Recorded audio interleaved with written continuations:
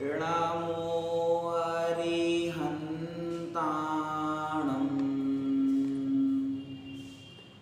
नमो सिद्धाणं नमो आयर्याणं नमो वज्रायाणं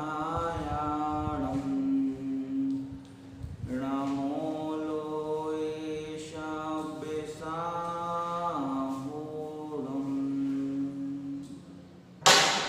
संयमे सौरभेशाधेना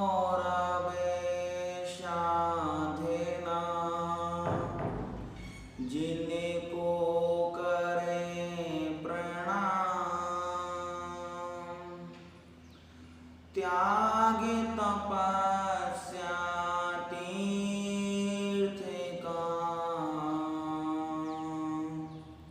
गुरु विद्या सागर नाम। बोले आदिम तीर्थंकर श्री आदिनाथ भगवान की जय। बोले अंतिम तीर्थेश भगवान महावीर स्वामी की जय। अहिंसा मय द्वादशांग जिनवाणी मासा माता की जय। परम श्रद्धे आचार्य भगवंत गुरुवर विद्यासागर जी महाराज की जय। परम उपकारी मुनि पुंगव सुधा सागर जी महाराज की जय।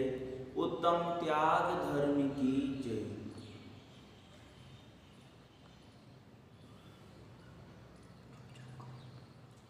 महानुभाव,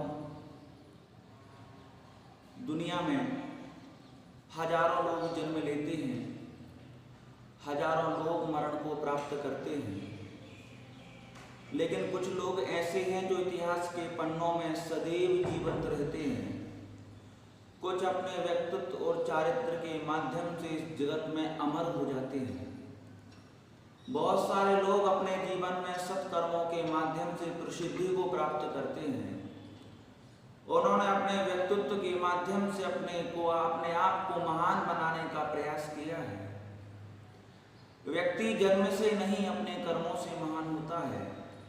व्यक्ति की पहचान जन्म और कुल से नहीं उसके कर्मों से की जाती है। आज जितने भी लोग सफल हैं उन सब ने अपने जीवन में सत्कर्म किए हैं। आज जितने भी लोग अपने जीवन में विफल हैं, असफल हैं, परेशान हैं, उन्होंने निश्चित रूप से शुभ कर्म किए हैं। दुनिया में बहुत सारे लोग ऐसे हैं जिन्होंने अच्छे कुलों में जन्म लेने के बाद भी अपने संपूर्ण जीवन को बर्बाद कर दिया है। और दुनिया में बहुत सारे लोग ऐसे भी हैं जिन्होंने नीच कुलों में भी जन्म लेकर के निंदनीय पर्यायों को भी प्राप्त करके अपने जीवन में सत्कर्मों के माध्यम से अपने व्यक्तित्व की एक अनूठी छाप छोड़ी है। व्यक्ति जन्म से नहीं कर्म से महान होता है। व्यक्ति अपने मन की पवित्रता से महान होता है। व्यक्ति अपने सदाचरण और संयम की दृष्टि से महान होता है। हमें इस बात का निर्णय करना है कि यदि हमें सफल होना है, महान बनना है, सिद्धत्व को प्राप्त करना है, अरहंत के पद को प्राप्त करना है, दिगंबरत्व को धारण करना है, एक अच्छा इंसान बनना है, तो निश्चित रूप से हमें सत्कर्मों की पाठशाला पढ़नी चाहिए। हमें अपने जीवन में सत्कर्मों को करना चाहिए, क्योंकि बहुत सारे लोग ऐसे हैं जिन्होंने अच्छे कुलों में जन्म लेने के बाद भी अपने जीवन को बर्बाद कर लिया। भगवान महावीर स्वामी का पूर्व का जीव मारीच आदिनाथ भगवान के कुल में जन्म लिया। मनुष्य पर्याय उन्होंने प्राप्त की। आदिनाथ भगवान के कुल में जन्म लिया, तीर्थंकरों के कुल में जन्म लिया। ऐसा तीव्र पुण्य कि उनके सामने उन्हें साक्षात तीर्थंकर का दर्शन हुआ। जिनके कुल में चक्रवर्ती हो, जिसके कुल में ब्राह्मणी और सुंदरी जैसी पुत्रियां हो, जिनके कुल में बाहुबली जैसा तत्वज्ञानी हो, संपूर्ण पूरा का पूरा घर धर्मात्मा था। लेकिन मारीच ने ऐसे धर्मात्मा जैसे उच्च कुलों में जन्म लेकर के भी अपने जीवन को बर्बाद कर लिया। तीर्थंकरों के कुलों में जन्म लेने के बाद भी मारीच बर्बाद हो गया, सिर्फ कर्मों के कारण से। और दुनिया में ऐसे बहुत सारे लोग हैं जिन्होंने निम्न कुलों में जन्म लेकर के भी अपने जीवन को आदर्श बनाया है। यमपाल चंडाल नीची पर्यायों में जन्म लिया, नीच कृत्य किए जीवन भर, लेकिन जीवन के अंतिम क्षणों में कुछ ऐसे कर्म किए जिससे वो महान हो गया। यमपाल चंडाल ने व्रतों की व्रतों को मतलब नियम का पालन करके अपने जीवन को आदर्श बनाया। अंजन चोर के बारे में ही पढ़ने में आया कि अंजन चोर ने भी अपने कर्मों के माध्यम से, उस श्रद्धा के कारण से, उस आस्था के कारण से, उस चरित्र निष्ठा के कारण से अपने जीवन को अच्छा बनाया। आज उत्तम त्याग का दिन है महानुभाव। उत्तम त्याग के दिन हमें विषय कषायों को त्यागना है। पांच इंद्रियों के कषायों के, पांच इंद्रियों के विषयों के त्याग का नाम उत्तम त्याग धर्म है। संसार के भोग विलासों के त्याग का नाम उत्तम धर्म है। इंद्रियों के इन पापों को बढ़ाने वाले इंद्रियों के विषयों का नाम त्याग धर्म है। परिग्रह की निर्वृत्ति का नाम त्याग धर्म है। अनुग्रह और पर कल्याण और स्वकल्याण की भावना का नाम त्याग धर्म है। अपने धन की सार्थकता का नाम त्याग धर्म है। संसार के जड़ वैभव को क्षणभंगुर समझ करके उसे अपने आप से उसको हटा लेना, इसका नाम त्याग धर्म है। मानव में इस त्याग धर्म की वास्तविकता को समझना पड़ेगा। ये निश्चित हो गया कि मानव जिन लोगों ने अपने जीवन में अच्छे कर्म किए हैं, सारी दुनिया ने उनकी प्रशंसाएं की है और व्यक्ति अच्छे कर्मों के माध्यम से प्रसिद्ध हुआ है। जिन्होंने बुरे कर्म किए उनका जीवन निश्चित रूप से बर्बाद हुआ है। केकई ने भी अच्छे कुल में जन्म लिया, केकई ने लेकिन अपने कर्मों के माध्यम से कुल को कलंकित कर दिया, अपने जीवन को बर्बाद कर दिया। हम लोगों ने भी जैन कुल में जन्म लिया है और जैन कुल में जन्म लेने के बाद यदि हमारा आचरण अच्छा नहीं है, हम कसाई हैं, व्यसनी हैं, विषयों के लिए हमारी लोलुपता बढ़ती जा रही है, तुम्हारा उच्च कुल में जन्म लेना सार्थक नहीं है। हमने भी महावीर के कुल में जन्म लिया है, हम भी आदिनाथ के वंशज हैं, हम भी इतने सौभाग्यशाली हैं कि जैन कुल में जन्म हुआ है। मनुष्य पर्याय मिली, हमारी पांचों इंद्रियां सचेत हैं, हमें हमारे अंदर विवेक भी है। सारी चीजें होने के बाद भी हम अपने जीवन को अच्छा नहीं बना पा रहे हैं। व्यक्ति जन्म से नहीं अपने कर्मों से महान बनता है। राम और रावण की दोनों की राशि एक है, लेकिन दोनों के कर्मों में बहुत बड़ा अंतर है महानुभाव। एक व्यक्ति मर्यादा को भंग करने वाला है, दूसरा मर्यादा का पालन करने वाला है। एक दुनिया में मर्यादा को भंग करने के कारण से दुनिया में बदनाम है, तो दूसरा मर्यादा का पालन करने के कारण से दुनिया में प्रसिद्ध है। लक्ष्मण ने जो रेखा खींची थी, उस रेखा को पार न करके सारे संसार की मर्यादाएं पार कर दी। पर स्त्री को हरण करना कौन सी संसार की मर्यादा है? एक मर्यादा का विध्वंसक है, तो एक मर्यादा का पालन करने वाला है। तो व्यक्ति जन्म से नहीं अपने कर्मों से महान होता है।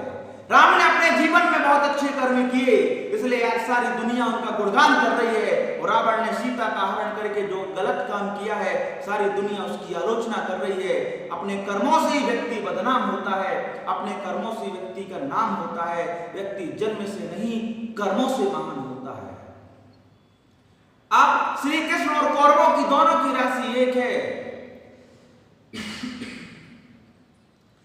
दोनों की राशि एक है महानुभाव, लेकिन दोनों के कर्मों में बहुत बड़ा अंतर है।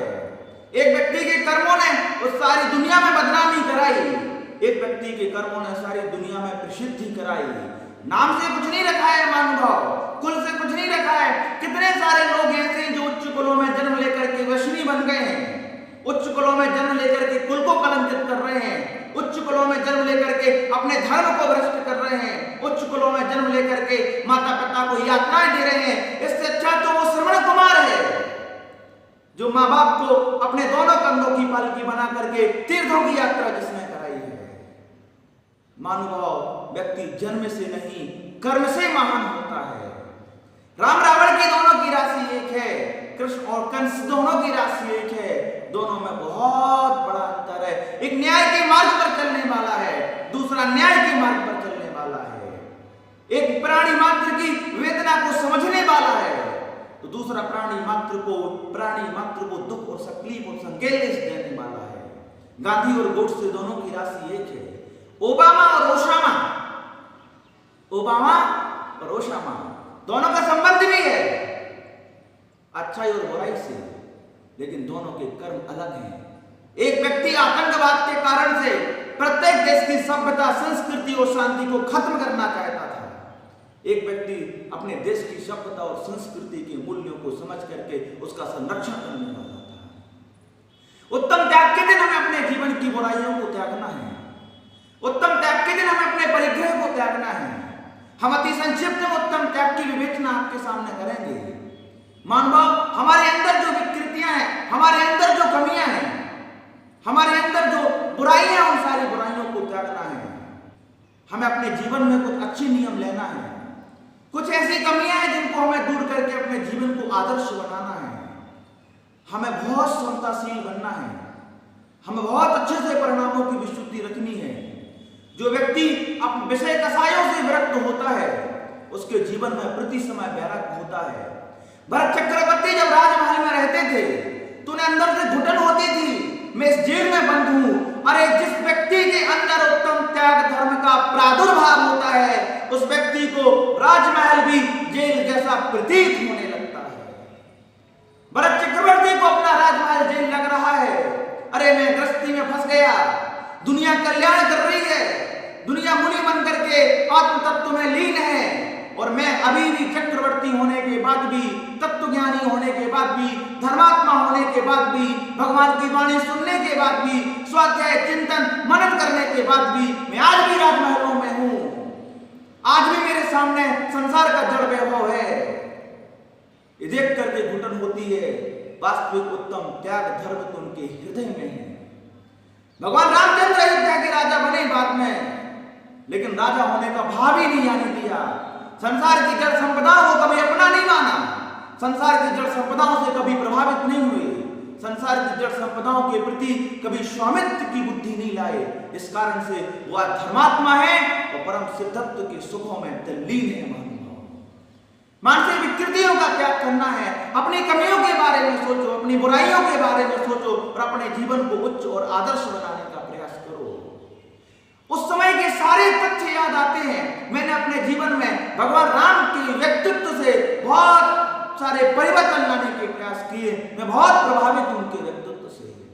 जैसे उनके कानों में खबर पड़ी कि माता कैकेयी ने पिताजी से वरदान मांग लिया है कि आपने जो मुझे वर दिया था कि आप जो चाहो वो मुझसे मांग लेना, मैं खुशी खुशी तुम्हारे लिए दूंगा। बोले, माता कैकेयी ने वरदान मांग लिया है कि रामचंद्र जी तो वनवास जाएंगे और मेरा बेटा भरत इस अयोध्या का राजा बनेगा। जैसे ही कानों में बात पड़ी, चेहरे पर सिकन भी नहीं, अंदर से क्रोध की भावना नहीं। मैं कुल में श्रेष्ठ हूं, इसका अहंकार भी नहीं। मैं जाकर के धार्मिक गुरुओं से बात करूं, इस बात का कोई छल नहीं। मैं राजा बनने का अधिकारी हूं, इस बात का कोई लोभ नहीं। जीवन की सत्यता को समझा, अपनी मन और इंद्रियों को वश में किया और अपने अभूतपूर्व साधना के लिए उन्होंने संसार की सारी वस्तुओं को त्याग कर दिया। इस तरीके से क्रम से 10 धर्मों को अपने जीवन में लाए। इन 10 धर्मों को आत्मा की पर्याय बनाया। नहीं कि पिताजी से बात की, ऐसा क्यों हुआ? नहीं, उन्होंने कोई बहाने लगाए कि सारी दुनिया को पता है कि राम का राज तिलक होने वाला है, सालों से तैयारियां चल रही हैं। मैं प्रजा के सामने क्या मुंह दिखाऊंगा, इन लोगों के सामने क्या मुंह दिखाऊंगा? दुनिया के बड़े बड़े राजा अतिथि बन करके आए हैं, कोई बहाना नहीं लिया। जैसे ही कानों में खबर मिली, राम से तो किसी ने कहा ही नहीं कि बेटा ये निर्णय हो चुका है कि तुम वनवास जाओगे और बेटा भरत राजा बनेगा। कोई सिकन नहीं महानुभाव, सारी संपदा एक क्षण में राजा से व्यक्ति रंग बन गया, लेकिन चेहरे पर सिकन नहीं, क्योंकि कोई फर्क ही नहीं पड़ता महानुभाव, क्योंकि तत्व ज्ञान मजबूत था। विषय कसायों को त्यागने की प्रवृत्ति थी उनकी, विषयों में तल्लीन थे ही नहीं, संसार से वृत्ति थी, परम बैरागी थे, तत्वज्ञानी थे, वो जानते थे ये जड़ वैभव ना कभी मेरा था, ना है, ना होगा। इस जड़ वैभव के कारण से हम राग द्वेष क्यों करें? हमारी सबसे बड़ी भूल महानुभाव ये है, हम संसार से प्रभावित हो जाते हैं। हमारे सामने जैसे ही बुरे निमित्त मिलते हैं, हमारे मन में बुरे परिणाम जागृत हो जाते हैं। जैसे हमारी बुरी संगति होती है, हमारा आचरण बुरा हो जाता है। इतना बड़ा निर्णय उनके सामने आया कि अयोध्या का राजा भरत बनेगा, अपने भाई के प्रति द्वेष भाव नहीं। कैसे परिणाम, कैसी परिणति, कैसी भावना हमारे अंतःचेतना में है। काश ऐसा व्यवहार हमारे साथ होता, ऐसा तो कभी किसी के साथ नहीं हुआ। अरे, हमारे मन में ठेस है, हमारे मन में दुख है, हमारे माँ बाप ने संपत्ति के बंटवारे में हमें कम संपत्ति दी है, भाई को ज्यादा दे दी है। कितने सारे इस दुनिया में लोग हैं, पूरे भारतवर्ष में, देश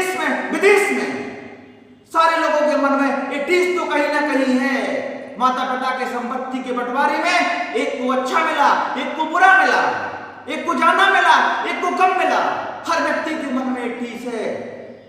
जैसा घोर अन्याय, जैसा घोर अत्याचार माता कैकेयी के वचनों के माध्यम के द्वारा राम के साथ हुआ, ऐसा दुनिया में किसी के साथ पक्षपात नहीं हुआ होगा, ऐसा अन्याय किसी के साथ नहीं होगा।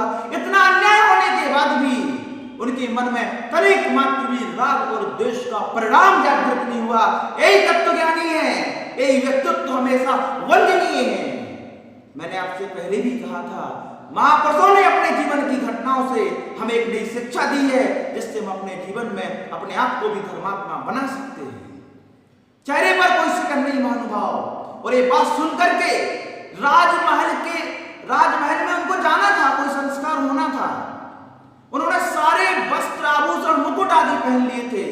उन्होंने बड़े सहज भाव से प्रसन्नचित्त होकर के अपना मुकुट उतारा, अपने सारे आभूषण उतारे और सारे आभूषण राज्य की वेशभूषा को त्याग करके वनवासी का जो रूप होता है, मेरी बात को गौर से सुनिए, वनवासी का जो रूप होता है, भगवा वस्त्र पहन करके सन्यासी का रूप धारण करके अपने पिता के कक्ष में जाते हैं। पिता से बोलते हैं, आपकी आज्ञा मेरे लिए धर्म है।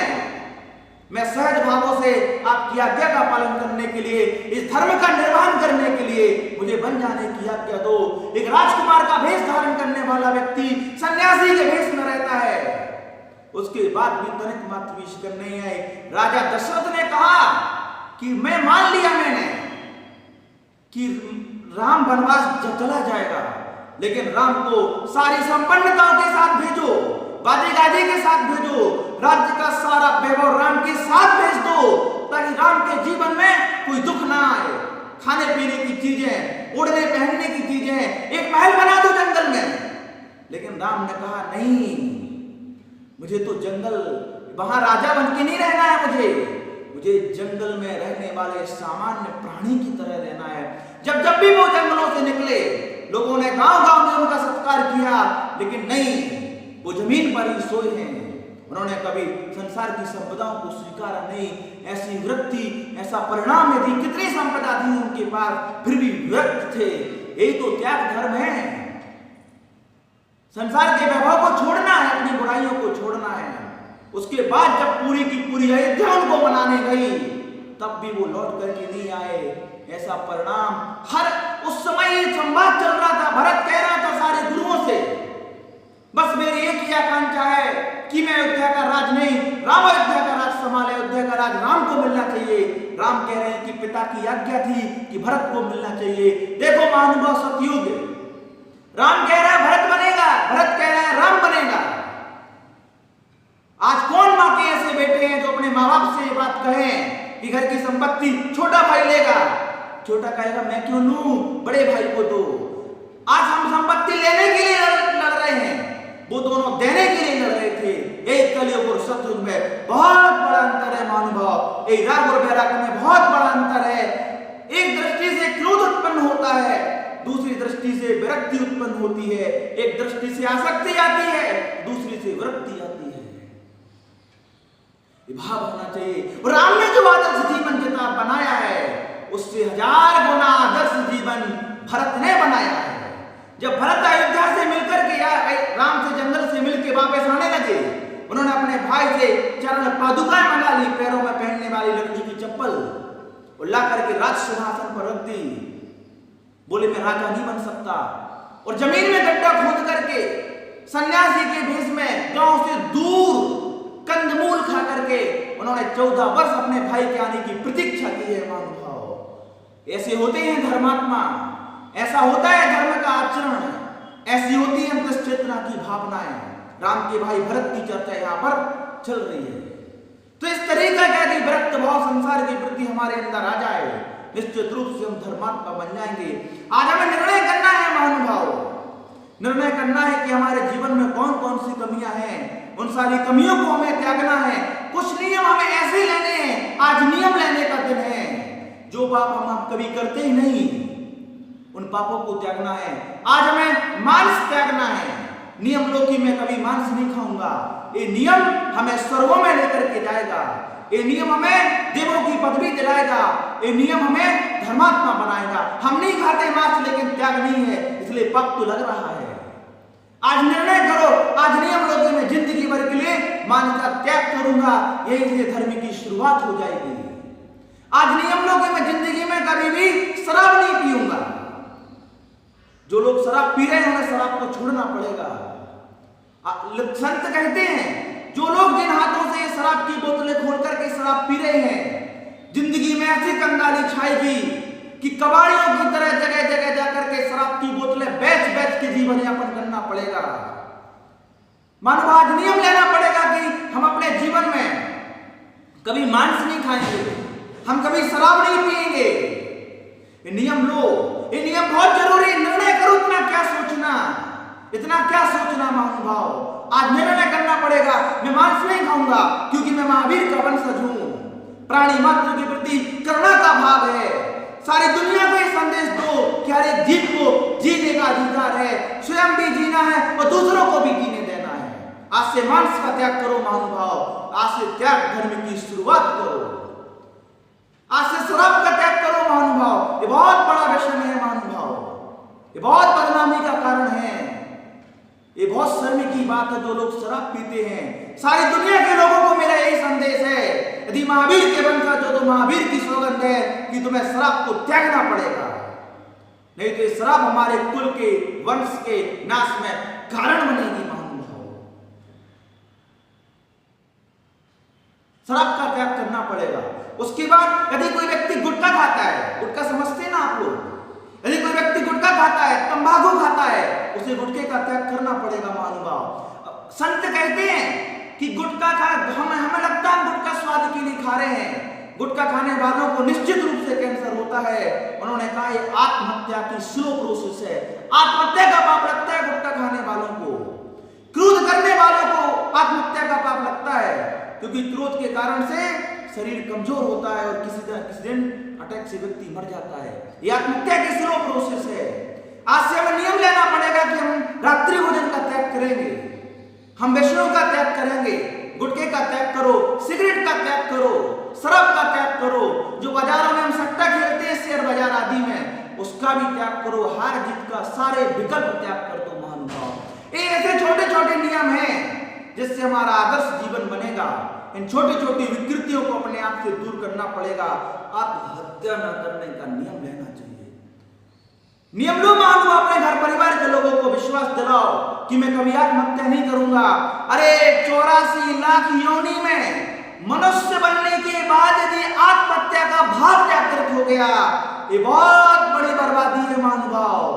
वो बहुत बड़ा पापी है जिसने मनुष्य पर्याय, जैन कुल, जिनवाणी का पठन पाठन, गुरुओं की संगति, इतना सब कुछ पाने के बाद भी आत्महत्या का परिणाम आ गया, आत्महत्या कर ली, निश्चित रूप से मर जाएगा वो व्यक्ति भवांतरों तक, लेकिन मनुष्य पर्याय नहीं मिलेगी, क्योंकि मनुष्य पर्याय जैन कुल की विराधना का पाप लगेगा, कुल की असाधना का पाप लगेगा। आज नियम लो महानुभाव, अपने घर परिवार के लोगों को विश्वास दिलाओ, चाहे कैसी भी परिस्थितियां हो हम डट करके सामना करेंगे, लेकिन आत्महत्या कभी नहीं करेंगे महानुभाव। आत्महत्या का त्याग करो। आज त्याग धर्म है, त्याग से अपने जीवन को अच्छा बनाओ। मैं और भी महिलाओं के घर परिवार के सदस्यों से कहना चाहता हूं, गर्भपात का भी त्याग करो। कैसे भी परिस्थिति हो हम गर्भपात नहीं करेंगे। गर्भपात दुनिया के लिए सहज हो गया है। पंचेंद्रिय जीव की हत्या का पाप लगता है। पंचेंद्रिय जीव की हत्या का पाप ये बहुत बड़ा पाप है महानुभाव। मेरी उम्र बहुत छोटी है, मैं इस छोटी उम्र में इतनी बड़ी बातें बहुत संभल करके बोल रहा हूं। सारी माताओं से निवेदन है, कैसे भी परिस्थिति हो गर्भपात जैसा पाप कभी नहीं करना महानुभाव। और जिनके सिर पर एक कलंक लगा है पहले से, देख लेना, जो गर्भपात कराती है महिलाएं, इनकी संतानें जब बाद में जन्म लेती हैं तो ये संतानें जिंदगी में कभी माँ बाप की सेवा नहीं करती हैं। जितने भी बच्चे माँ बाप की सेवा नहीं कर रहे हैं, जिन माँ बापों का ख्याल नहीं रखा जा रहा है, कहीं ना कहीं उनसे पाप हुआ है महानुभाव। हम महावीर के वंशज होकर के चींटी नहीं मार सकते महानुभाव, एक पत्ता नहीं तोड़ सकते, एक फूल नहीं तोड़ सकते। अरे तोड़ना मारना तो बहुत दूर की बात है, तोड़ने और मारने का सकते हैं, हम महावीर के आदर्शों पर चलने वाले हैं। एक चींटी मारने में हाथ कांपेंगे, फिर पंचेंद्रिय जीव की हत्या कैसे, पंचेंद्रिय जीव का नरसंहार कैसे महानुभाव। ये बहुत बड़ा अपराध है, बहुत बड़ा पाप है। इन नरकों का कारण है, अनिवार्य रूप से नरकों का कारण है। ये जीवन की सुख शांति को नष्ट करने का कारण है। जिन लोगों से पाप हुआ है, बुद्धिपूर्वक अबुद्धिपूर्वक मजबूरी में किसी भी परिस्थिति में हुआ हो, संतों के पास जाकर के इस कृत्य की आलोचना करना चाहिए। आज से नियम लो कि हम कभी आत्महत्या नहीं करेंगे। आत्महत्या का परिणाम भी किया हो, तस्मिच्छामि दुक्कडम। मैं कितना बड़ा मूर्खता की मनुष्य जैसी पर्याय प्राप्त करने के बाद भी मेरे मन में आत्महत्या का परिणाम जागृत हो गया। सारी दुनिया को ये संदेश है, चाहे जैन हो चाहे जैन हो, महावीर ने कहा है बहुत सोच करके जियो और जीने दो। जियो मतलब कभी भी मरने का भाव मत करो, जीने दो मतलब कभी दूसरों को मत मारो। यही अहिंसा धर्म है, यही जैन धर्म का मूलभूत सिद्धांत है। महावीर की इस वाणी को ये विकृत है कि हम त्याग नहीं सकते। बोलो कौन सा कठिन है नियम लेना कि कभी आत्महत्या नहीं करेंगे, कभी गर्भपात नहीं कराएंगे। जमी गंध का त्याग करो महानुभाव, जमी गंध के बिना भी जीवन संभव है। कितने सारे लोग ऐसे हैं जो जमी गंध नहीं खाते, क्या वो मर रहे हैं? सात्विक भोजन खाने की आदत बनाओ, अशुद्ध भोजन को त्यागो। एक और विकृति हमारी समाज में है कि महिलाएं अशुद्ध, जो एकल परिवार हैं, जो शहरों में रह रहे हैं, महिलाएं अशुद्धि के समय भी घर का भोजन बना रही हैं। आचार्यों ने लिखा है कि अशुद्धि के समय यदि कोई महिला भोजन बनाना तो छोड़ो, उसका स्पर्श भी हो जाए, उसकी दृष्टि भी चली जाए, तो वो भी खाने योग्य नहीं है। और अशुद्धि के समय महिलाओं से यदि भोजन बन रहा है और खा रहे हैं, अनिवार्य रूप से नरक जाएगा। कैसी स्थिति हुई है महानुभाव। आचार्यों ने संयुक्त परिवार की बात इसलिए कही है, कुछ विडंबनाएं हैं जो पुनः जन्म न ले लें। एकल परिवार में तो स्वतंत्र, हमें लगता है कि हम एकल परिवार में रह करके पर्सनल परिवार, अपने स्वयं का अपना परिवार होगा, माँ बाप के साथ नहीं रहेंगे। ये स्वतंत्रता नहीं है, यह स्वच्छंदता है। ये स्वतंत्रता नहीं, स्वच्छंदता है। इन चीजों को हमें समझना पड़ेगा महानुभाव। होटलों में खाना त्यागना है आज त्याग के दिन। अभ्यास करो, महीने में 25 दिन का त्याग करो कि कुछ भी हो जाए। पहले तो संपूर्ण रूप से त्याग करो कि हम होटलों में खाना नहीं खाएंगे। हमारे घर में जो बनेगा हम वो करेंगे, जो बनेगा वो खाएंगे। हम होटलों में नहीं खाएंगे क्योंकि हमें नहीं मालूम कि वहां कौन बनाने वाला है, हमें नहीं मालूम वहां कैसे बन रहा है। एक ही किचन में मांसाहार बन रहा है और शाकाहार भी बन रहा है, और हम उसी कढ़ाई में बनी हुई सब्जियां खाते हैं।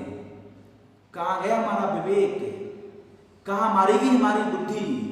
इतना क्यों विचार कर रहे हो? निर्णय करो महानुभाव कि हम होटलों के खाना नहीं खाएंगे, ना हम खाएंगे ना हम अपने बच्चों को खाने देंगे। वो सारी दुनिया को यही प्रेरणा देंगे, नहीं ये गलत मार्ग है, ये अन्याय का मार्ग है, यह नीति का मार्ग है, ये महावीर की परंपरा के विरुद्ध है। महावीर की परंपरा को जीवंत रखना है महानुभाव। इसलिए इन सारी बातों को हमें एक नियम लो कि हम अपने माँ बाप को कभी अनाथ आश्रम नहीं भेजेंगे, माँ बाप को कभी वृद्धाश्रम नहीं भेजेंगे। आज अपने अपने सारी दुनिया के लोगों को मेरा संदेश है, जो भी लोग देश विदेश में मेरा प्रवचन सुन रहे हैं, सबको मेरा एक ही संदेश है कि अपने अपने माँ बाप को आज फोन करके बोलना कि मैं आपका बेटा होने के नाते, आपके कुल की बहू होने के नाते, आपकी बेटी होने के नाते मैं कभी भी अपने जीते जी आपको वृद्धाश्रम में छोड़ के नहीं जाऊंगा। देख लेना माँ बाप की खुशी का क्या ठिकाना होगा महानुभाव। ये नियम बहुत जरूरी है। आज हमें निजी स्वार्थ को त्याग करके परोपकार की भावना से भरना है महानुभाव। अपना मिथ्यात्व त्यागना है और सच्चे देव शास्त्र गुरु की पहचान करना है, क्योंकि मिथ्यात्व ही संसार का मूलभूत कारण है। संसार में जो है महानुभाव प्राणी और दुखों को भोग रहे हैं, इसका मूलभूत संसार के परिभ्रमण का कारण मिथ्यात्व है। आज से छोटे देव शास्त्र गुरुओं की आराधना त्यागो, आज से वीतरागी भगवान को पहचानो, आज से अहिंसा धर्म को पहचानो, आज से निर्ग्रंथ गुरु की पहचान करो महानुभाव, आज से धार्मिक गुरुओं की पहचान करो महानुभाव। ये दिन बहुत महत्वपूर्ण दिन है। ये दिन आज चला गया तो पूरे 1 साल बाद आएगा महानुभाव। और 1 साल में ना जाने हम कहां से कहां पहुंच जाएंगे। आज निर्णय करना पड़ेगा। हर बेटे को मेरा यह संदेश है कि अपने माँ बाप को फोन करके इस बात का विश्वास दिलाओ कि मैं कभी तुम्हें वृद्धाश्रम में छोड़ करके नहीं आऊंगा। हर एक बहू अपने सास को इस बात का विश्वास दिलाए, कैसे भी परिस्थितियां हो हम भीख मांग के खा लेंगे यदि माँ बाप का पालन पोषण नहीं होगा, लेकिन माँ बाप को कभी भी वृद्धाश्रम में छोड़ करके नहीं आएंगे। ये नियम अनुभव अतिशय पुण्य का कारण बनेगा। आज से उन्नति प्रारंभ हो जाएगी, आज से समृद्धि बढ़ जाएगी। अरे स्वर्गों में भी प्रसन्नता होगी कि इस पंचम काल में भी, इस स्वार्थी संसार में भी ऐसी भी माताओं ने तो अपनी कोख से बच्चों को जन्म दिया है जिन्होंने माँ बाप को ये वचन दिया है कि कभी हम आपको वृद्धाश्रम छोड़ करके नहीं आएंगे, कभी हम आपकी अवहेलना नहीं करेंगे। बनो आदर्श राम पिता की आज्ञा का पालन करने वाला। माता पिता से जो हमारे मन में टीस है कि हमें कुछ नहीं दिया, उनको सब कुछ दिया, हमें कम प्यार करते हैं, हमें कम पूछते हैं, उनको ज्यादा प्यार करते हैं, उन्हें ज्यादा पूछते हैं, ये सारी चीजों को खत्म कर दो महानुभाव। ये बहुत खतरनाक है। ये विकल्पों में कारण है, ये रागद्वेष में कारण है, ये बुराइयों में कारण है, ये अहंकार में कारण है, ईर्ष्या में कारण है। और ये ईर्ष्या, अहंकार, बैरभाव, दुश्मनी, मन की टीस, ये बहुत दूर ले जाएंगी हमें धर्म से, हमारे अंदर के धर्म को खत्म कर देंगी महानुभाव। इन सारी चीजों को आज से नियम लो कि मैं कभी आत्महत्या नहीं करूंगा, ये सबसे बड़ा त्याग है। आज से नियम लो कि मैं माँ बाप को वृद्धाश्रम में छोड़ करके नहीं आऊंगा। आज से नियम लो कि मैं मांस नहीं खाऊंगा, मैं शराब नहीं पीऊंगा। एक और नियम बहुत जरूरी है। घर परिवार की अशांति का जो मूलभूत कारण समझ में आ रहा है, जिस कारण से डिवोर्स बढ़ रहे हैं, हर एक पति को अपनी पत्नी के सामने नियम लेना चाहिए, अपनी पत्नी को विश्वास दिलाना चाहिए कि मैंने तुमसे सारी दुनिया के सामने विवाह किया है, तुम्हें छोड़ करके दुनिया की सारी स्त्रियों के प्रति हमारी माता बहन की दृष्टि रहेगी, कभी भी हम परस्त्री के साथ व्यभिचार नहीं करेंगे। ये नियम महानुभाव तुम्हें कहीं ना कहीं ब्रह्मचर्य धर्म की तरफ ले जाएगा। ये विश्वास दिलाओ अपनी पत्नी को, क्योंकि इस शक की बुनियाद के कारण से रिश्ते खराब हो रहे हैं, घर परिवार में अशांति बढ़ रही है। हर एक व्यक्ति से हमारा ये कहना है, यदि आप देखो लक्ष्मण जब राम के साथ आए, उन्होंने अपनी पत्नी को वचन दिया कि हम तुम्हारे इस वात्सल्य प्रेम को जीवंत रखेंगे, दुनिया की कैसी भी स्त्री हमारे सामने आ जाए हम डेगेंगे नहीं। जब शूर्पणखा लक्ष्मण के सामने आई तो शूर्पणखा जैसे सौंदर्यशाली स्त्री के सामने लक्ष्मण ने कहा कुछ भी नहीं है, ये पति धर्म का पालन करो। हर एक लोगों से कहना है हमारा कि अपनी अपनी पत्नी को विश्वास दो कि दुनिया की किसी भी परिस्थिति के प्रति मैं अपने मन में भी बुरी भावनाएं नहीं रखूंगा। बुरे संबंध तो बहुत दूर की बात है, ये सर्वोच्च त्याग है महानुभाव, ये शांति का कारण है, ये समृद्धि का कारण है, ये कल्याण का कारण है। और हर एक पत्नी अपने पति को इस बात का विश्वास दिलाए कि मैं अपने आचरण को पवित्र रखूंगी, किसी भी तरीके से अपना जीवन नहीं बदलूंगी। अरे सारी संभावनाएं खत्म हो गई। एक प्रांत से दूसरे प्रांत में जब रावण सीता को लेकर के गया, राम को कोई खबर ही नहीं सीता कहां पर है। सीता ने चारित्र की रक्षा करने के लिए रावण ने खूब फुसलाया कि मेरा ये राज्य है, मैं मंदोदरी को छोड़कर के तुम्हें पटरानी बना करके रखूंगा, अपनी मुख्य रानी बनाऊंगा, दुनिया की सारी वसीयत तुम्हारे चरणों में रख दूंगा, बस तुम मेरे प्रेम प्रसंग को स्वीकार कर लो। सीता के वो शब्द हर एक महिला के लिए आदर्श है इस भारत की। सीता ने कहा था कि रावण तेरी संपदा तो कुछ नहीं है, तीनों लोगों की संपदा भी मेरे सामने आ जाएगी, तुम्हें पर पुरुष को आंख उठा करके देखने का परिणाम नहीं करूंगी। अनैतिक संबंध तो बहुत दूर की बात है महानुभाव। ये समर्पण हर एक पत्नी का अपने पति के प्रति होना चाहिए, और जो लक्ष्मण और राम ने समर्पण दिखाया है अपनी पत्नियों के प्रति होना चाहिए। अपने आप जीवन में खुशहाली आएगी, अपने आप जीवन समृद्ध बनेगा। जीवन की बुराई यही से त्यागो महानुभाव। आज से निर्णय करना पड़ेगा, आज से विश्वास दिलाना पड़ेगा। बार बार चेतावनियां मिल रही हैं, समझ जाओ, समझ जाओ महानुभाव, वक्त बहुत कम है, जागना पड़ेगा। मोहि नींद से उठ रे चेतन, कहाँ पड़े सोते। जब जागो तब सवेरा है। आज त्याग धर्म से प्रभावित होकर के जहां जहां भी मेरा प्रवचन जाए, इन नियमों को सबको लेना पड़ेगा, लेना ही चाहिए। बहुत सरल है महानुभाव। आज से डायरी में नोट करके मुझे भेजना, मुझे व्हाट्सएप करना, मुझे बताना, अपने माता पिता को बताना, अपने गुरुओं को बताना। महानुभाव, त्याग धर्म के दिन जीवन की सारी बुराइयों को त्याग करके अपने जीवन को अच्छा बनाना है। ये त्याग धर्म का प्राथमिक वर्णन था। त्याग धर्म के दिन महानुभाव दान आदि की परंपरा के बारे में विचार किया जाता है। त्याग विषय के ऊपर से भी मैं कुछ और बोलना चाहता हूं। हमारी आत्मा के एक एक बुरे परिणाम, हमारी आत्मा के एक एक बुरे भाव, हमारे जीवन के एक एक बुरे कृत्य, महानुभाव बहुत गंभीरता से विचार करना है। इन परिणामों का फल क्या होगा, इन भावनाओं का फल क्या होगा, इन भावों से हमें कौन सी गति मिलेगी, इस आचरण से हमारा जीवन कैसा बनेगा, इन कर्मों की क्या सजा होगी, ये विचार यदि मानव कर ले, निश्चित रूप से जीवन उसका समझ जाएगा। महानुभाव, आचार्यों की चेतावनी को समझो, नहीं तो जीवन बर्बाद हो जाएगा। मंदोदरी ने अंतिम दिन भी रावण से कहा था, देखो मान जाओ, मत लो राम से टक्कर, पूरा वंश खत्म हो गया है, तुम्हारा पूरा सम्मान खत्म हो गया है, तुम्हारा यश खत्म हो गया है, तुम्हारी ताकत खत्म हो गई है, तुम्हारी लंका जल करके राख हो गई है, अभी भी मान जाओ, कम से कम अपने प्राणों की रक्षा तो कर लोगे।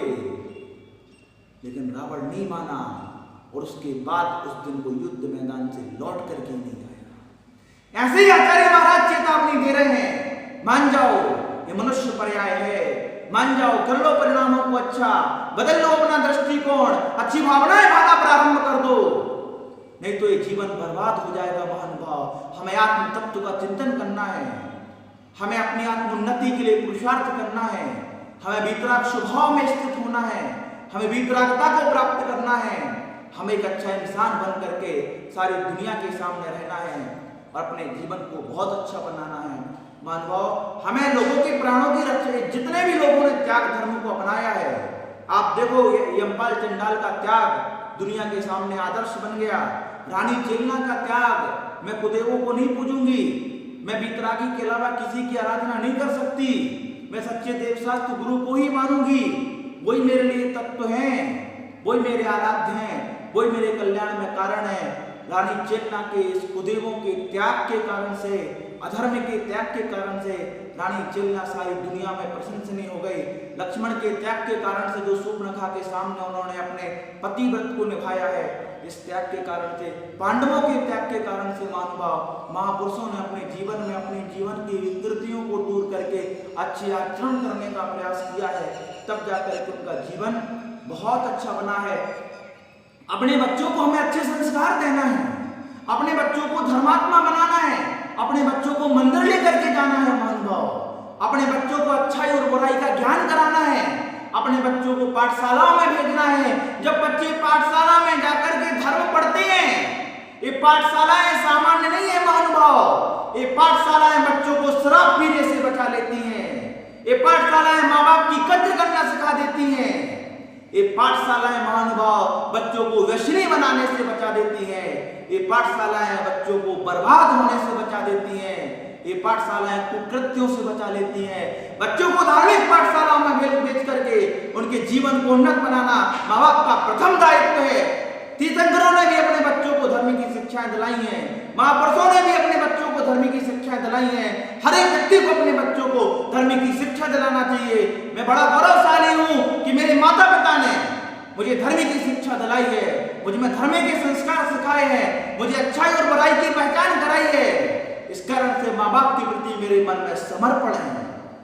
मैंने अपने माँ बाप को विश्वास दिलाया है कि मैं कितनी भी बुरी परिस्थितियां हों, आत्महत्या नहीं करूंगा, कभी चोरी नहीं करूंगा, कभी व्यसनों में अपना जीवन बर्बाद नहीं करूंगा।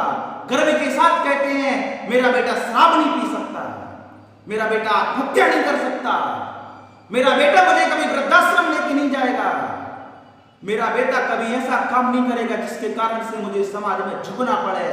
हर एक माता पिता, हर एक बच्चों को अपने माता पिता का इस तरीके से गौरव बढ़ाना चाहिए। मैं बहुत सौभाग्यशाली रही हूँ कि मेरे माता पिता ने मुझे संस्कार दिए हैं, मुझे अच्छाई बुराई की पहचान कराई है, हमेशा पाप को त्याग करके धर्मात्मा बनाने का प्रयास किया है। मैं उनको नमन करता हूँ। हर एक माता पिता को अपने बच्चों को ऐसे संस्कार देना चाहिए और हर एक माता पिता के लिए बच्चों को हाँ, बच्चे संपन्न हो गए हैं, अपनी नौकरी अपना व्यापार करने लगे हैं, तो बच्चों को आगे जाकर के माँ बाप से कहना चाहिए कि मैं आपसे प्राप्त होने वाली आधिकारिक संपत्ति का त्याग करता हूं। मैं समर्थ हूं, मेरे पास सब कुछ है, मेरा व्यापार चल रहा है, मेरी बहुत अच्छी नौकरी है, जो प्राप्त है, जो पर्याप्त है, आपसे जो मिलने वाला था उस पर मेरा कोई अधिकार नहीं है। या तो आप भाइयों को दे दो या मंदिरों में या तीर्थों पर जाकर के दान कर दो, जो निज और पर के कल्याण का कारण बने। ऐसा भाव होना चाहिए। हर एक बच्चों को कुछ नियम लेना है अपने माता पिता से। देखो, बहुत चिंतन करने के बाद ये बात सामने आई, जब हम लोग जन्म लेते हैं, जब हमारा जन्म होता है, माँ एक एक तारीखों पे तारीखें गिनती है, कब 45 दिन हो तो कब हम अपने बच्चे को भगवान का दर्शन कराऊं।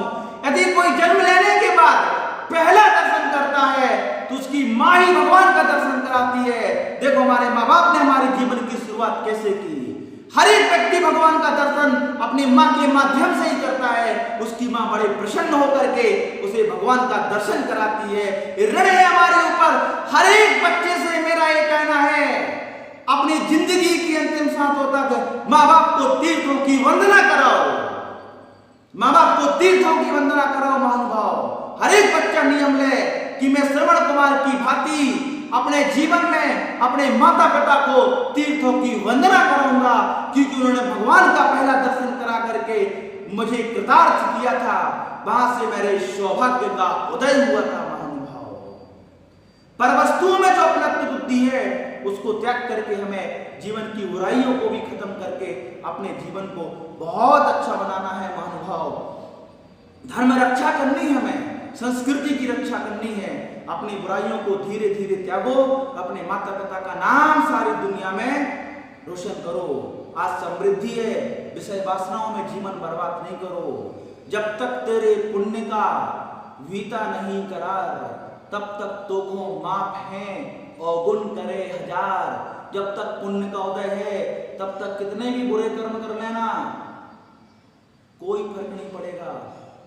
और जब पुण्य का उदय खत्म होगा ना, एक एक कर्म भारी पड़ेगा, एक एक कर्म को जवाब देना मुश्किल पड़ेगा, एक एक कर्म के सामने फूट फूट करके रोना पड़ेगा। कितने सारे लोग हैं जो घर के कोने में बैठ करके फूट फूट करके रोते हैं, अपनी वेदना दूसरों को भी नहीं कह पाते। ये कर्म की मार है, बहुत बुरी पड़ती है। महानुभाव, दिखती नहीं है लेकिन दुखती है, दिखती नहीं है लेकिन दुखती है, तकलीफ होती है। कर्म की मार बहुत बुरी होती है। जीवन की विकृतियों को त्याग करके अपने जीवन को अच्छा बनाना है। पंचवाद और संतवाद को छोड़ करके हमें आत्मा की विशुद्धि का जो मार्ग है, आत्मा के कल्याण का जो मार्ग है, सदाचरण का जो मार्ग है, नैतिकता का जो मार्ग है, मानवता का जो मार्ग है, उस पर अपने आप को चला करके जीवन को अच्छा बनाना है। मानभाव, आज से नियम लो कि माता पिता की सेवा करनी है। आज से रोज भगवान के दर्शन का नियम लो और अपने जो बुराइयां हैं उनको त्यागो। मानभाव, जीवों पर करुणा शुरू करो। आज से नियम लो कि मैं अपने घर के नौकरों पर अत्याचार नहीं करूंगा, मैं माता पिता के ऊपर अत्याचार नहीं करूंगा। जीवन की सारी बुराइयों को धीरे धीरे खत्म करना है, जीवन की सारी कुरीतियों को धीरे धीरे खत्म करना है, तब जाकर के त्याग धर्म हमारे जीवन में आ पाएगा। अब बात आती है दान के विषय में। आचार्यों ने लिखा है कि दान 4 प्रकार का होता है: ज्ञान दान, अभय दान, औषधि दान, अन्न दान। इन दानों के प्रति हमारी में रुचि होनी चाहिए। आचार्यों ने लिखा है कि अपनी वस्तु का त्याग स्वेच्छा पूर्वक निज और पर के कल्याण के लिए देना दान है। हमें दान आदि में रुचि रखनी चाहिए। वास्तविकता दान क्या है? आज हमारे मध्य प्रदेश में बुंदेलखंड में ऐसी स्थिति है, किसी दिगंबर साधु का आगमन होता है, घर में एक गाय 1 लीटर दूध निकलता है, तो माँ सुबह उठ करके बोलती है, बेटा आज महाराज आए हैं, आज महाराज आए हैं, ये जो दूध गाय से प्राप्त हुआ है, ये दूध महाराज के आहार में लेकर के जाएंगे, इसलिए आज घर में कोई चाय नहीं पिएगा। इसका नाम दान है महानुभाव, ये महान पुण्य का कारण है महानुभाव। दान देने का अवसर सौभाग्य से मिलता है। राजा श्रेयांश का उदाहरण आप सबके सामने है। राजा श्रेयांश राजा थे महानुभाव। उनका राजा श्रेयांश सामान्य व्यक्ति थे, उनका बड़ा भाई राजा था। जब आदिनाथ भगवान आहार के लिए निकले, सारे लोग पड़गाहन कर रहे हैं, किसी को आहार दान देने का अवसर नहीं मिला। और राजा श्रेयांश का इतना तीव्र पुण्य था महानुभाव कि भगवान आदिनाथ सामने आकर के खड़े हो गए। अपना पुण्य बढ़ा महानुभाव। जब जब व्यक्ति अपने जीवन की बुराइयों को त्याग करके अच्छाई के मार्ग पर जाएगा और सत्कर्म करेगा, निश्चित रूप से उसका पुण्य बढ़ेगा। खुद ही को कर इतना बुलंद कि खुदा भी बंदे से पूछे, बोल तेरी वजह क्या है। बहुत पुण्यशाली बनाओ। अरे इस पुण्य में इतनी ताकत है महानुभाव कि सामान्य प्राणी तो छोड़ो, तीर्थंकर के कदम भी हमारे घर के सामने रुक जाते हैं। विश्व पूज्य पद जिन्होंने पाया है, ऐसे मुनिराजों के कदम हमारे सामने रुक जाते हैं। ये पुण्य की बलवत्ता है महानुभाव। सत्कर्मों से ही पुण्य का निर्माण होता है, धर्म की क्रियाओं से पुण्य का निर्माण होता है। प्रत्येक धर्म की क्रिया के प्रति हमारे मन में कर्म के क्षय का भाव होना चाहिए। पुण्य तो हमें खैरियत में मिल जाता है। इसलिए अपने जीवन में अच्छे कर्म करो महानुभाव, तब जाकर के हमारा जीवन बहुत अच्छा बनेगा। अपने परिणामों को संभालो, करुणा भाव दिखाओ। महावीर का मूल उद्देश्य था करुणा का भाव। ऐसे ऐसे राजाओं के प्रसंग वर्तमान युग में पढ़ने को मिलते हैं। एक पक्षी के पीछे शिकारी दौड़ रहा है, वो पक्षी उस व्यक्ति के पैर पर जाकर के बैठ जाता है। शिकारी कहता, आप इसे छोड़ो, ये मेरा शिकार है, इसको मुझे मारना है। बोले क्यों मारना? बोले इसका मांस खाना है। बोले इस पक्षी का जितना मांस है उतना मांस आप मेरे शरीर से निकाल लो, और अपने शरीर से मांस निकाल करके उस पक्षी के प्राणों की रक्षा की है। यह अभय दान है महानुभाव। आचार्य विद्यासागर जी महाराज ने पूरे भारतवर्ष में गौशालाएं खुलवा करके लाखों गायों का संरक्षण किया है, लाखों की वेदनाओं को खत्म किया है, लाखों के जीवन को सुखमय बनाया है। ये करुणा दान बहुत जरूरी है, समाज में बहुत जरूरी है महानुभाव। गौशालाएं, हर एक समाज को गौशालाएं खुलवाना चाहिए ताकि प्राणी मात्र की रक्षा हो, महावीर की आज्ञा का पालन हो, जियो और जीने का सिद्धांत चरितार्थ हो महानुभाव। हमें गौशालाओं में अपना पैसा दान करना चाहिए ताकि किसी की भूख मिट सके, ताकि किसी की प्यास मिट सके। भीषण गर्मियों में भी गौशालाओं में पानी नहीं होता पशुओं के लिए, हम चंद्र पैसों में इन पशुओं की प्यास बुझा सकते हैं। हमारी तरह 56 भोग थोड़ी खाना है गायों को, रूखा सूखा भूसा भी मिल जाएगा तो पेट भर लेंगे मन मार करके, उसके बदले में दूध देंगी, जो दूध दिगंबर साधु की अंजलि में जाकर के उनकी साधना को बढ़ाएगा। गौशालाओं की तरफ ध्यान दो महानुभाव, अस्पतालों की तरफ ध्यान देना चाहिए। मानवता के लिए भी हमें गौशालाएं और अस्पताल बहुत जरूरी है। इस तरफ हमें जिन लोगों के पास करोड़ों की संपत्तियां हैं, जो 200-500 हजार करोड़ के मालिक हैं, उन्हें निश्चित रूप से गौशालाएं खुलवाना चाहिए महानुभाव, ताकि प्राणी मात्र का कल्याण हो सके, प्राणी मात्र की वेदना दूर हो सके। अस्पताल खुलवाना चाहिए ताकि रोगों से व्यक्ति दूर हो सके, रोग की पीड़ा से मरे ना, पुनः स्वस्थ होकर के अपने परिवार के बीच में रहे। हमें भी महानुभाव, हम अस्पताल नहीं खुलवा सकते तो हर महीने अस्पताल में जाकर के चक्कर लगाना चाहिए। कहीं कोई 200-500 की दवाई करने वाला कोई गरीब मिल जाए, उससे कहना आज तेरी दवाई मैं कराऊंगा। ये निरोगी बनाएगा महानुभाव जीवन भर के लिए। ये करुणा है, ये दया है, ये परोपकार है, ये महावीर का मार्ग है। ये आत्मोन्नति का सबसे बड़ा साधन है महानुभाव। अस्पतालों में जाकर के लोगों की दवाइयां शुरू करो, गरीबों के लिए भोजन बांटना शुरू करो महानुभाव।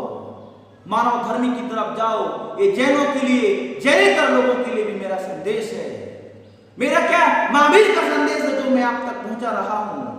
महावीर की दृष्टि में करुणा है, महावीर की दृष्टि में परोपकार है, महावीर की दृष्टि में उपकार की भावना है।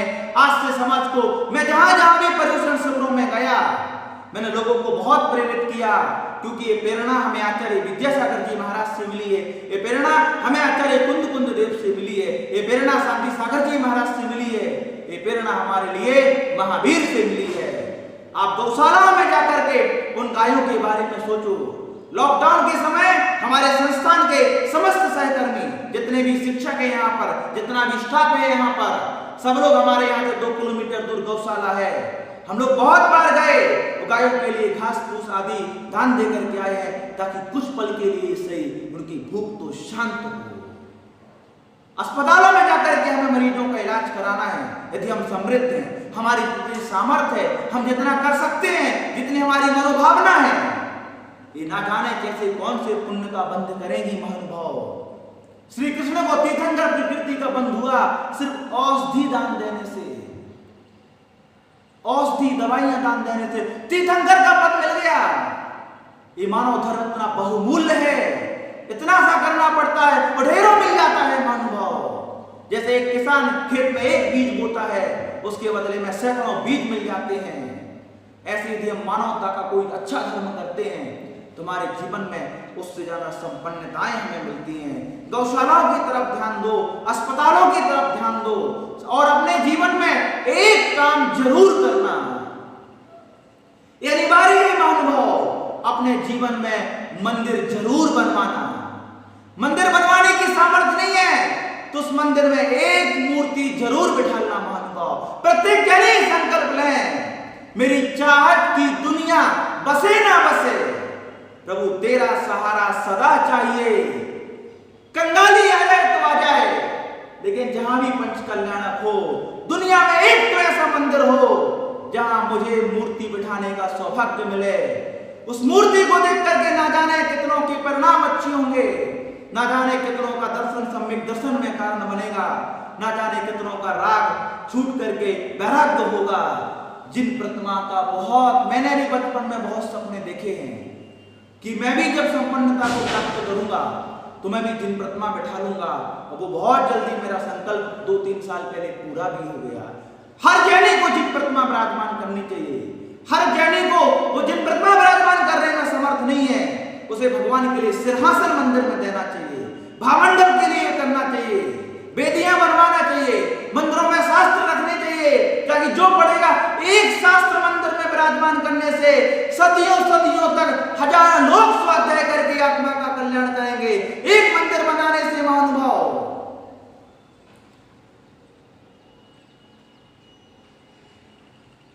एक मंदिर बनाने से महानुभाव ना जाने कितने लोग धर्मात्मा बनेंगे। मंदिर बनाने का भाव रखो। दुनिया में 2 तरीके के लोग हैं, समय बहुत कम है, वैसे वस्तु बहुत सारी है, संस्थान का परिचय भी देना है, फिर भी मैं संक्षिप्त में अपनी बातों को पूरा करने का पूरा प्रयास करूंगा।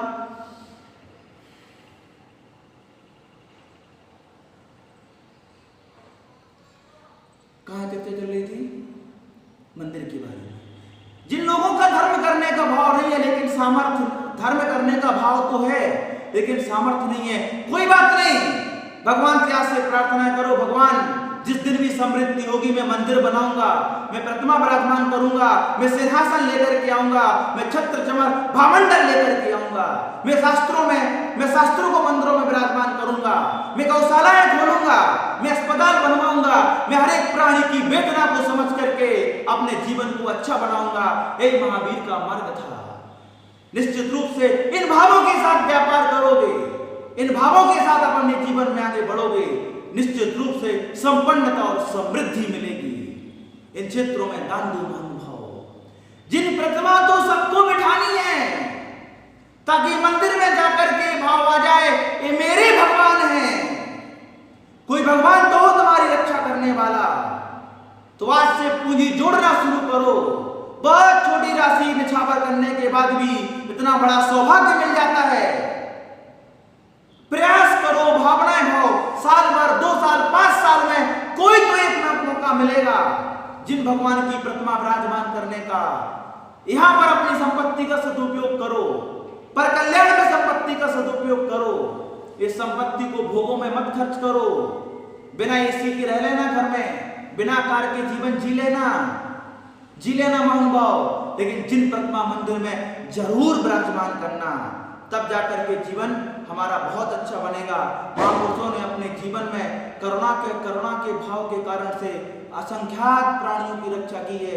ऐसे ढेरों उदाहरण हमारे शास्त्रों में मिलते हैं। उत्तम त्याग के दिन हम अपनी पापमय इच्छाओं को त्याग करके, पापमय प्रवृत्ति को त्याग करके अपने जीवन को बहुत अच्छा बनाना है। अपनी संपत्ति का सदुपयोग हमें मानव कल्याण में लगाना है। हमें प्रयास करना है कि हम अपने जीवन में दिगंबर साधु को आहार दें।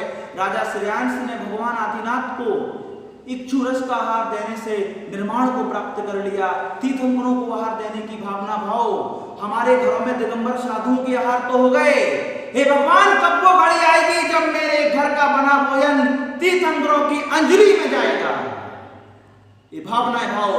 क्या कभी कोई पूछे तुम्हारी मन की इच्छाएं क्या हैं, तुम्हारे सपने क्या हैं? जरूर कहना महानुभाव, मेरा एक ही सपना है कि मैं मंदिर बनाऊं, मेरा एक ही सपना है कि मैं तीर्थंकरों को आहार दूं। तीर्थंकर नहीं मिल रहे तो आचार्यों को दे दूं, आचार्य नहीं मिल रहे तो मुनि महाराजों को दे दूं, मुनि महाराज नहीं मिल रहे तो आरिकाओं को दे दूं। ये दान देने के सौभाग्य बहुत पुण्य से मिलते हैं महानुभाव। अपने आप को पुण्यात्मा बनाओ। ये सारी भावनाएं भाव, तब जाकर के साधुओं को आहार दे पाओगे, तब जाकर के तीर्थंकरों के दर्शन कर पाओगे, तब जाकर के धर्म की भावनाओं से अपना जीवन भर दो। नहीं है मेरी सामर्थ्य भगवान तो नहीं है, लेकिन जिस दिन होगी मूर्ति जरूर विराजमान करूंगा, ये संकल्प है हमारा। ये संकल्प भाव महानुभाव। छोड़ दो सारे अपने शौकों को। हम साल भर अनाप शनाप पैसा खर्च नहीं करेंगे। 50,000 1 लाख रुपए जोड़ करके हम किसी भव्य मंदिर में एक दिन प्रतिमा विराजमान करेंगे। क्या इतनी राशि हम मंदिरों के लिए नहीं दे सकते? कहीं भी मंदिर बने, भारत में, विदेश में, कहीं भी बने, वो पता लग जाए और आप समर्थ हो प्रयास करना कि एक मूर्ति मेरी द्वारा भी बैठना चाहिए। अपनी संपत्ति का सदुपयोग हमें इस तरीके से करना चाहिए। आचार्यों ने कहा है ज्ञान दान बहुत बड़ा दान है। अन्न दान करने से तो पल भर की भूख दूर होती है, और ज्ञान दान करने से महानुभाव, ज्ञान दान करने से हमारा संपूर्ण जीवन बर्बाद होने से बच जाता है। महानुभाव, अब बात आई श्रमण संस्कृति संस्थान के परिचय की। श्रमण संस्कृति संस्थान, ये नाम इस बात का परिचायक है। श्रमण शब्द का अर्थ होता है मुनि, मुनियों की संस्कृति, मुनियों की परंपरा, मुनियों के मार्ग को जो जन जन तक पहुंचाने का काम है, वो श्रमण संस्कृति संस्थान का है। ये संस्थान 1996 में राजस्थान के जयपुर सांगानेर शहर में इसकी स्थापना हुई। इसके लिए परम पूज्य संत शिरोमणि आचार्य विद्यासागर जी महाराज का पूरा आशीर्वाद है। पूज्य मुनि पुंगव सदासागर जी महाराज की प्रेरणा है। पूज्य मुनि पुंगव सदासागर जी महाराज के प्रवचनों से ना जाने कितने सारे लोगों ने वैराग्य धारण करके अपने जीवन में मुनि के पद को प्राप्त किया है। मानव इस संस्थान में लोगों ने अपना धन का तो दान दिया ही दिया है, लेकिन मैं ऐसे महापुरुषों की गौरव गाथा आपके सामने बताऊंगा जिन्होंने अपना संपूर्ण जीवन दिया है, जिन्होंने सारे व्यापार को छोड़ करके इस संस्थान को संभाला है। आदरणीय पंडित रतनलाल जी बेनाडा साहब, जो अभी 16 अगस्त को ही उनका देह अवसान हुआ है, उनकी समाधि हुई है। उन्होंने पूरा जीवन संस्थान में लगाया है, वो संस्थान को आज सिखाए। श्रमण संस्कृति संस्थान किसी परिचय का मोहताज नहीं है। वो श्रमण संस्कृति संस्थान इतना हल्का फुल्का नहीं है कि मेरे जैसा सामान्य व्यक्ति श्रमण संस्कृति संस्थान की भावनाओं को शब्दों में अभिव्यक्त कर सके। संस्थान शब्दों का मोहताज नहीं है महानुभाव। संस्थान तो एक तीर्थ है जहां ना जाने कितनों का भविष्य बना है, न जाने जो कितने संस्कारित हुए हैं, न जाने कितनों का उत्थान हुआ है। पूज्य आचार्य विद्यासागर जी महाराज की परंपरा को निर्वाह, महावीर की परंपराओं को जन जन तक पहुंचाने का काम सांगानेर संस्थान ने किया है। इस संस्थान का उद्देश्य है जैन धर्म की प्रभावना करना। इस संस्थान का उद्देश्य है समाज को संस्कारित करना। इस समाज का उद्देश्य है जीवन के मूल्यों को समझना। इस संस्थान में लगभग 250 विद्यार्थी भी अध्ययनरत हैं। 650 विद्वान बनकर के अपने अपने स्थानों पर शासकीय सेवाएं और धर्म की सेवा, जिनवाणी की सेवा निरंतर समाज को स्वाध्याय के माध्यम से लाभान्वित कर रहे हैं।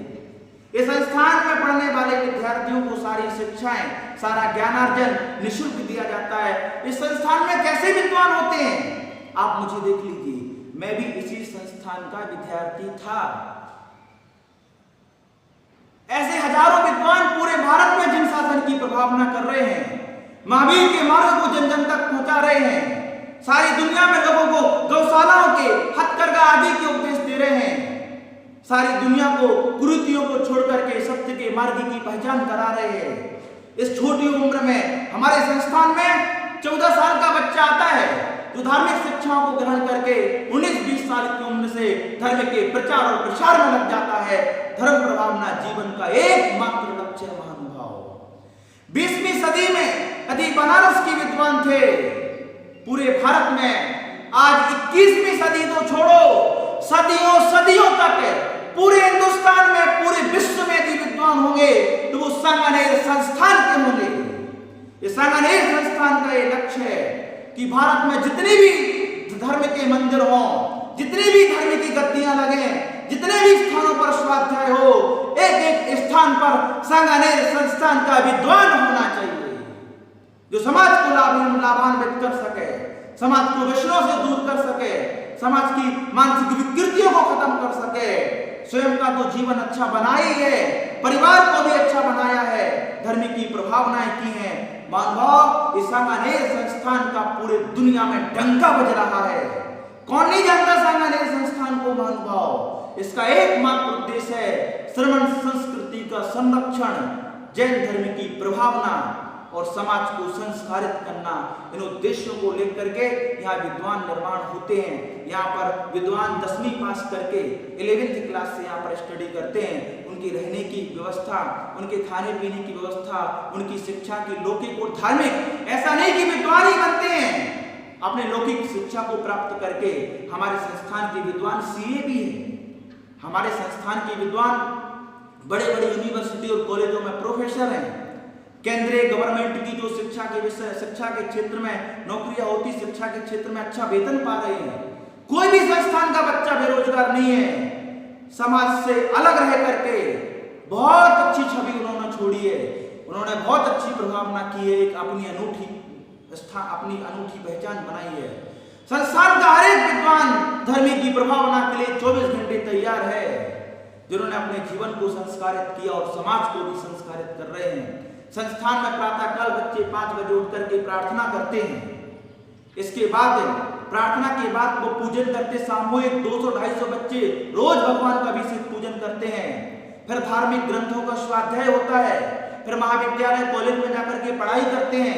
उसके बाद शाम रात में भी आरती, प्रवचन, शास्त्र स्वाध्याय और धर्म की कक्षाएं चलती हैं। पूरा जीवन, पूरी सुबह से लेकर के शाम तक की दिनचर्या उनकी धार्मिक कार्यों के साथ निकलती है। ये विद्वान यहाँ पर ग्रेजुएशन करने के बाद अपने आगे की शिक्षा प्राप्त करने के लिए आगे चले जाते हैं। यहाँ पर post graduation, BEd, NET, PhD आदि की सारी व्यवस्थाएं होती हैं। ये विद्वान समाज कहीं भी रहें, कुछ भी करें, व्यापार करें, सरकारी नौकरियां करें, लेकिन समाज में शाम को स्वाध्याय करते हैं। यहाँ ऐसे विद्वान, ऐसे बच्चे आते हैं जो बोलना भी नहीं जानते थे, आज हजारों की भीड़ में भी निर्भीक होकर के बोलते हैं। ये पूज्य गुरुदेव का आशीर्वाद है, ये सांगानेर संस्थान की कृपा है। मानव लोग यहाँ संपत्ति तो दान करते हैं, लेकिन ऐसे भी लोग इस संस्थान में हैं जिन्होंने अपना संपूर्ण जीवन संस्थान को समर्पित कर दिया है, जिनकी रग रग में संस्थान बसा है, जिनकी एक ही तमन्ना है, हमें संस्थान के उद्देश्यों को पूरा करके धर्म की प्रभावना करनी है, जिन्होंने अपने जीवन के भौतिक सुखों को नहीं देखा, जिन्होंने माँ बाप को भी कह दिया कि आपसे भी ऊंचा दर्जा हमारे संस्थान का है। वो संस्थान के लिए तन मन धन से समर्पित हो गए। इस संस्थान से महानुभाव शिविर आदि के माध्यम से, परिश्रम आदि के माध्यम से विद्वान जाते हैं और धर्म की प्रभावना करते हैं, शास्त्रों का स्वाध्याय कराते हैं, ऑनलाइन कक्षाएं भी चलाते हैं।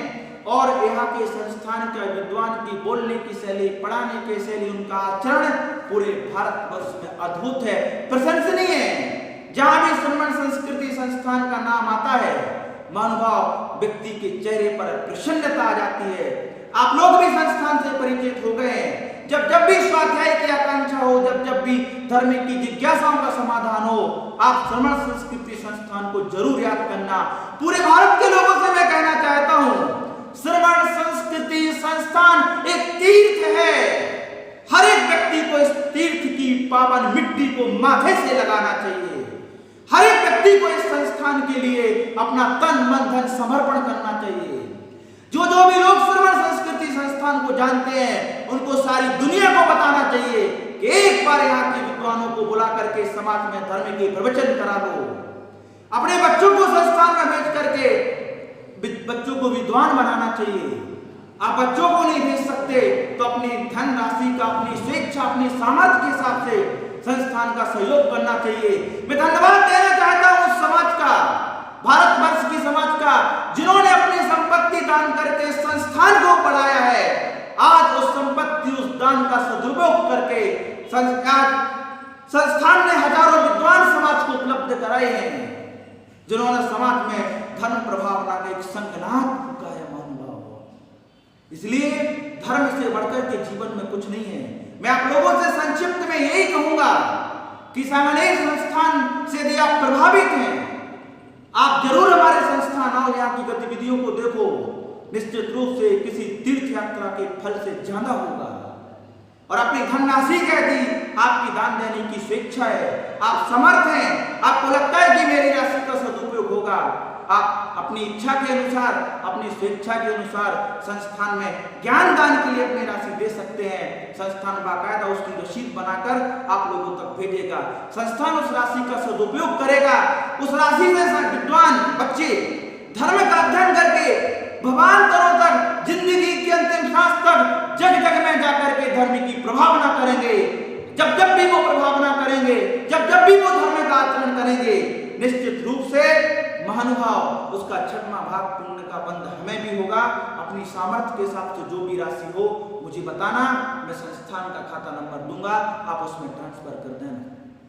इस संस्थान से पढ़ने वाले लोग त्यागी वृत्ति भी बने हैं, मुनि भी बने हैं, जिन्होंने आदर्श मार्ग को अपना करके अपने जीवन को बहुत अच्छा बनाया है। हम 500 से अधिक पाठशालाएं भारतवर्ष में चल रही हैं, जो रोज बच्चों को सायंकाल में ढेरों बच्चे बैठ करके धर्म की शिक्षा लेते हैं, अपने जीवन को अच्छा बनाते हैं। ये विद्वान परिवेशन में जाकर के धर्म की प्रभावना करते हैं। साल भर ऑनलाइन कक्षाओं के माध्यम से विद्वान समाज को संस्कारित करते हैं और स्वाध्याय आदि कराते हैं। सच्चे अर्थों में धन का सदुपयोग करना है तो अपने ज्ञान के क्षेत्र में करो। लेकिन जो चीजें हमने आपको त्याग धर्म के दिन बताई हैं कि कुछ नियम हमें लेना है, उनसे अपना जीवन अच्छा बनाना है, उस तरफ जरूर ध्यान देना। अपने जीवन में मंदिर, मूर्ति, छत्र, चमर, भामंडल, शास्त्रदान आदि के कार्यों को जरूर करना, अपने धन का सदुपयोग करना। मानुभाव धन की सदुपयोगता से ही दान आदि देने से हमारा दानांतरय कर्म का क्षोभम बढ़ता है और समृद्धि बढ़ती है। ऐसे सत्कार्यों में अपनी स्वेच्छा, अपनी सामर्थ्य, अपनी शक्ति के हिसाब से हमें सहयोग करना चाहिए। श्रवण संस्कृति संस्थान एक तीर्थ है, इस तीर्थ का दर्शन महानुभाव जरूर करना चाहिए। यहाँ लोगों ने संपदाओं का नहीं, जीवन का भी समर्पण किया है। ऐसे समर्पण से भूमि गौरवशाली हो गई है। इस भूमि पर आने का सपना भी अपने हृदय में जरूर रखना। जब भी अनुकूलता मिले, सांगानेर संस्थान एक तीर्थ है, इस तीर्थ के दर्शन अवश्य करना। इसी मंगल की भावना के साथ बोले महावीर भगवान की जय। अहिंसा परमो